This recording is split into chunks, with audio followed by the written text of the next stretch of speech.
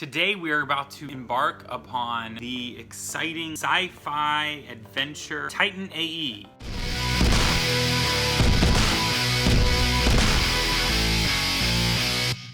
A young man learns that he has to find a hidden Earth ship before an enemy alien species does in order to secure the survival of humanity. One of my favorite films, starring Matt Damon, Drew Barrymore, Bill Pullman, John Leguizamo, Nathan Lane, Janine Garofalo, Ron Perlman, because he's in everything. Came out 2000, animated, and it's from the same people of Anastasia.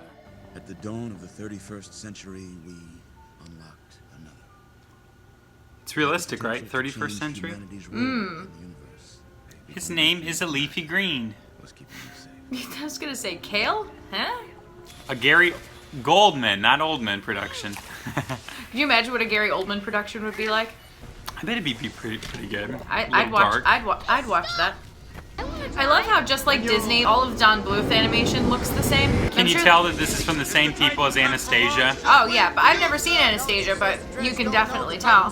I wonder how much they probably don't do much rotoscoping anymore, do they? See, this stuff is hand drawn, but they reference real video to make it look more real. Kale, I have to go on a different ship.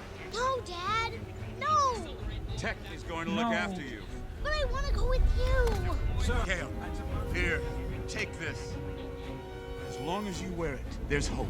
As long as you wear it, you won't be made into chips. And the Dredge are completely CG in this, which makes them stand out. It totally does. Well, that's not good. Fun fact, fire can't exist easily in space. Although I guess this isn't fire, this is just hot. Science. In fact, fire can't exist at all in space because fire's got oxygen in it.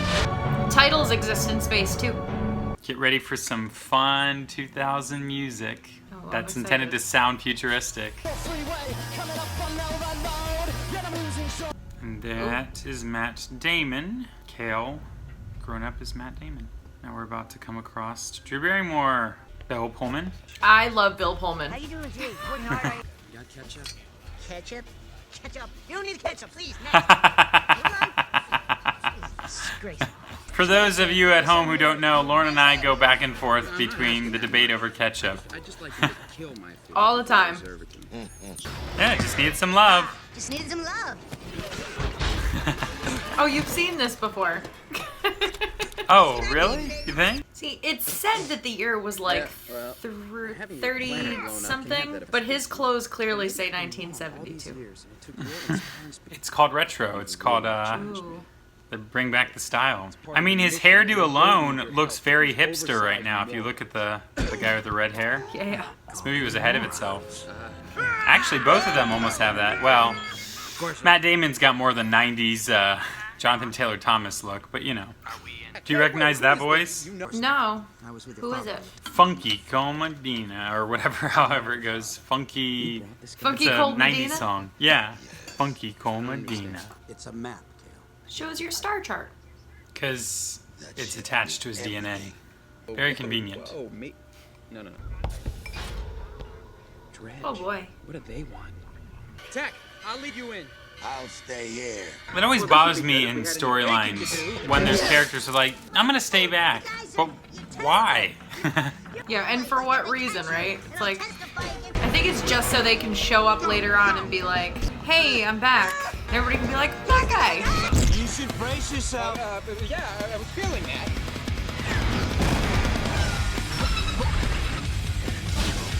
How they don't even have anything propelling them except acceleration. Inertia.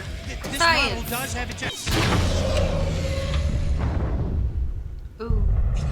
It's always amazing how it doesn't kill them and they just pile through in these storylines. They haven't put oxygen in that room yet, have they? And now Kale's dead and we have an autopsy? That'd be an interesting storyline. Right. Like, we just have to use his body and we'll be fine. It turns into an episode of like CSI. Such motherly concern for the Nathan Lane. I love Nathan Lane. Cargo pants are back in style. I loved cargo pants. So many pockets. Doesn't it look uncomfortable just to literally exist? Yes. Uh-huh. She looks like one of those toys in Toy Story, the one that's all like made of 5 different toys. I'll show you how much like my father I really am. I'll leave. That's not a threat, that's a promise. Planet what? Planet Sesharwim. Sesharwim. Okay. Welcome to Planet Sesharim, Cal. Sesharim. Hydrogen. We have a kid with a map here that you guys should know. My father made a map with that moon on it. Why? Is the ship hidden there?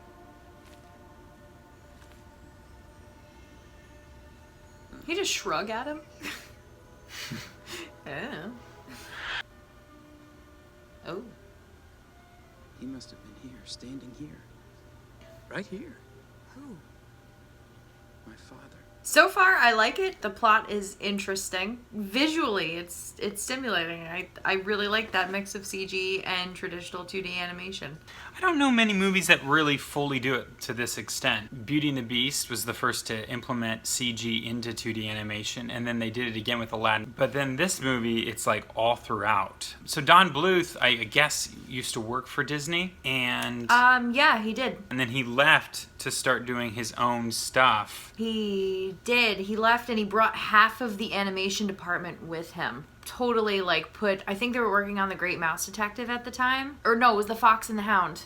Well, he worked one on of the two. He worked on The Rescuers and Pete's Dragon, which that movie is a perfect example of just kind of how he rolls, where he combines 2D animation with other things. Yeah, that sounds about right. The Great Mouse Detective, and you could tell there's a specific style to him, and it just says that he's a writer for the most part, absolutely. but he also is a director. He works in an animation department, so I mean, he's got his hands in a bunch of stuff. So it's still kind of his look, his feel, because of his direction, I think. I don't know if he got fired or if he quit. I think he quit. Oh, he quit. Yeah. He quit and he literally took half of the animation department with him. I think that's when he went and did The Secret of Nim. Yeah, so he started with The Secret of Nim, and then there was All Dogs Go to Heaven, Thumbelina, Anastasia, and Titan. An American Tale. An American Tale, as well as Titan A.E. Just so it's noted, the male leads in both Anastasia and Titan A.E. both have that Jonathan Taylor Thomas 90s cut, like ball cut things going on. It was the style at the time.